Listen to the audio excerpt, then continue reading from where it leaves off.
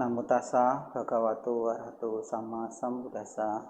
Namo tassa bhagavato arahato sama sambuddhassa. Namo tassa bhagavato arahato sama sambuddhassa. Selamat siang Sukiyotu, Namo Buddhaya. Bapak dan Ibu, rekan-rekan sedharma yang berbahagia, hari ini kita bertemu kembali di YouTube Sekolah Sariputra. Sungguh sangat bahagia karena siang hari ini saya mendapat kesempatan untuk berbagi kepada Bapak Ibu, rekan-rekan sedharma serta kepada semuanya. Hari ini saya ingin berbicara mengenai usia tua dan kematian. Kalau melihat topik memang rasanya janggal, tetapi hal ini juga perlu kita pahami, kita hayati, dan juga kita harus renungkan. Bapak dan Ibu, rekan-rekan sedharma, kita tahu bahwa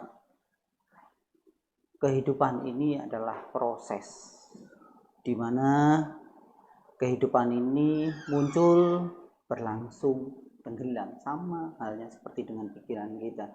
Jadi kehidupan ini adalah menuai dari hasil apa yang telah kita lakukan di kehidupan sebelumnya. Bapak dan Ibu, rekan-rekan sedharma semuanya, kita tahu, kita merasakan, dan kita semuanya pasti akan mengalami hal tersebut. Ada satu kata yang memang harus kita garis bawahi mengenai apa itu kematian. Kemudian hal yang harus kita garis bawahi juga adalah mengenai kelahiran. Nah, dengan proses kelahiran Bapak dan Ibu, rekan sedharma, dengan proses kelahiran secara otomatis ya, nantinya orang itu akan mengalami yang namanya kematian. Tidak ada yang tidak, semuanya pasti akan mengalami hal tersebut. Mau tidak mau, suka tidak suka, yang namanya kematian itu pasti datang. Ya, pasti datang. Bapak dan Ibu, lalu apa? Hal apa yang harus kita lakukan untuk menuju ke arah tersebut? Hal apa yang harus kita lakukan? Nah, kita semua harus tahu, ya, kita semua harus waspada untuk mengisi waktu, ya, waktu atau proses, ya, waktu atau proses menuju hal tersebut adalah harus kita isi dengan nilai-nilai yang positif. Positif artinya apa? Positif artinya kita ya selalu mengedukasi diri kita sendiri untuk selalu berbuat yang namanya bajik atau kebajikan sebisa mungkin. Kita tahu di dalam sabda Sang Buddha disampaikan bahwasanya sabapa pasa akarana kusala supasa padang satita pariyoda panang Sang Buddha nasana. Nah, kita tahu ya, kita tahu bahwasanya perbuatan bajik yang tertanam itu akan kita bawa di kehidupan yang akan datang. Itu satu kata ya dari inti ajaran Buddha tadi. Ya, tidak berbuat jahat. Perbanyaklah perbuatan baik. Sucikan hati dan pikiran, itu ajaran para Buddha. Tidak berbuat jahat, artinya apa Bapak dan Ibu? Artinya adalah kita ini sebenarnya terlahir sebagai manusia sedikit banyak membawa karma baik dan karma buruk. Ya. Kita bisa pahami ketika manusia terlahir di kalangan apa. Ya. Manusia lahir di tempat yang seperti apa. Itu kan ada karma baik dan karma buruk yang kita perbuat di masa lampau juga. Makanya tidak melakukan perbuatan buruk. Artinya kita ini berusaha untuk terus melakukan hal-hal yang bajik. Ya, hal-hal yang bajik itu sangat mudah sekali. Tapi banyak orang susah untuk melakukan. Karena dianggapnya hal yang paling mudah itu adalah melakukan kesalahan. Padahal itu salah. Asumsi itu adalah salah. Kenapa? Karena kita lihat, untuk melakukan perbuatan yang salah atau kita berbuat salah, orang itu harus berpikir. Ya, berpikir beberapa kali untuk melakukan. Tetapi ketika orang mau melakukan perbuatan baik dengan senang hati, aditana yang kuat, ya kan? Mudah untuk melakukan. Makanya sabda Sang Buddha berkata, tidak melakukan kejahatan. Benar. Ketika kita sudah terlahir menjadi manusia ini, secara otomatis kita menuai karma baik yang sangat luar biasa. Makanya kita harus benar-benar melakukan hal yang bajik tadi. Jangan sampai nantinya ketika kita tidak melakukan kebajikan, ya otomatis kita akan terjerumus kembali di alam yang lebih bawah. Ya, karena susah untuk terlahir menjadi manusia itu. Ya. Terus kemudian perbanyaklah perbuatan baik. Nah, kita terlahir menjadi manusia itu sudah luar biasa karma baiknya. Ya, sudah luar biasa karma baiknya. Kita selalu bersemangat untuk menumbuhkan karma-karma baik kita. Ya, karma baik kita. Supaya apa? Ya, kalau manusia awam seperti kita semua, Bapak dan Ibu, rekan Dharma, ya nggak usah kita muluk-muluk nibbana. Ya, memang itu menjadi tujuan dari umat Buddha, tetapi setidaknya kita punya komitmen dalam diri kita. Ya, semoga nanti setelah kehidupan ini kita bisa terlahir di alam yang lebih baik. Padahal kalau kita belajar lebih dalam tentang Dharma, bahwa ingin terlahir lagi menjadi manusia dan ingin lahir lagi menjadi ini sebuah sebuah kemelekatan sebenarnya. Karena apa yang disampaikan oleh Sang Bhagawa, seyogianya ketika ketika kita terlahir menjadi manusia, ya punya tekad untuk bisa mengakhiri dari penderitaan ini. Ya, nah, tidak melakukan perbuatan baik, perbanyaklah perbuatan. Tidak melakukan perbuatan jahat, perbanyaklah perbuatan baik. Ya, itu penting. Kemudian sucikan hati. Hati dengan pikiran harus sejalan. Hati dan pikiran tidak bisa sejalan, secara otomatis apapun yang hendak kita lakukan tidak akan menuai yang namanya hasil positif. Ya. Nah, inilah hal-hal baik yang perlu kita isi, ya. Kita isi di kehidupan ini, karena ketika manusia lahir, ya, secara otomatis nantinya akan akan menuai kematian. Itu pasti, itu menjadi hukum, ya. Nah, hal positif tadi itu harus kita lakukan. Supaya apa? Supaya nantinya ketika kita semua, ya yakin semua manusia mendekati kematian tidak ada ketakutan dan lain sebagainya, ya, tidak ada ketakutan, rasa was-was dan lain sebagainya. Nah, ini yang perlu kita pahami.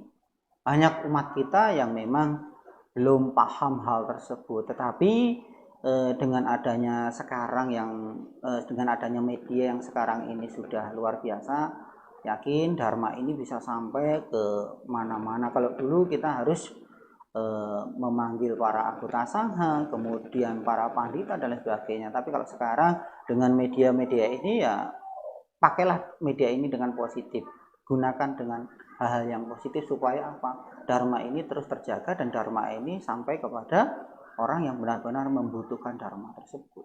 Nah, ini harus kita pahami, ya. Jadi itu untuk mengisi yang namanya kehidupan sekarang ini, ya harus nilai-nilai positif selalu kita tanamkan dalam diri kita, selalu kita aplikasikan dalam kehidupan kita. Karena kita tahu bahwasanya kehidupan ini adalah proses. Kalau kita tidak bisa menyikapi kehidupan selalu waspada dengan hal positif, maka nantinya yang kita sekarang bisa terlahir di alam manusia bisa juga nanti terjerumus di alam yang lebih buruk atau apa yang empat dan lain sebagainya. Tetapi ketika kita positif melakukan yang namanya 5 sila saja, ya itu bukan janji, bukan impian, tetapi surga ada di depan kita, ya. Bapak dan Ibu rekan sedharma, jadi kita pahami, ya, bahwa kematian yang dianggap kematian itu menurut ilmu, baik itu ilmu alam atau ilmu agama, kematian itu memang akhir dari kehidupan menurut ilmu ilmu alami. Tetapi sebenarnya kalau menurut secara Buddhisme, kematian itu adalah proses, ya, proses di mana orang itu mengalami yang namanya pemusnahan, ya, kehancuran dari jasmani dan rohani. Itu proses, ya. Tadi ketika kita tidak bisa menyikapi, ketika kita tidak bisa mengisi hidup kita dengan hal positif, maka nanti akan membawa kita kemana? Nah, inilah proses, ya, proses. Nah, Bapak dan Ibu rekan sedharma, kita tahu juga di dalam sebuah sutta, ya, ada yang namanya proses kematian, ya, 4 proses kematian, ya. 4 proses kematian itu apa saja, ya, kita lihat, ya. Kematian satu itu kematian ketika usianya sudah habis, atau kalau bahasa kerennya sekarang itu disebutnya kontrak usia kita ini habis, maka terhentilah napas kita, ya, napas kita terhenti. Kalau yang sering kita dengar mungkin, ya, para pandita, ya kan, menyampaikan romo ramanya, menyampaikan bahwasanya ini loh 4 kematian yang harus kita sikapi, 4 penyebab kematian. Salah satunya adalah usia. Di situ diibaratkan sebagai lilin. Kita ini diibaratkan sebagai lilin, ya. Ketika lilin itu habis sumbunya, berarti mati siangnya, musnah, jantungnya berhenti, ya kan, fisiknya hancur dan lain sebagainya. Kemudian ada juga yang kematian itu karena habis karmanya, ya. Kalau lilin itu ada tubuhnya besar itu, ya, batangnya itu besar, habisnya karma itu, ya, atau disebutnya kama kaya marana, ya.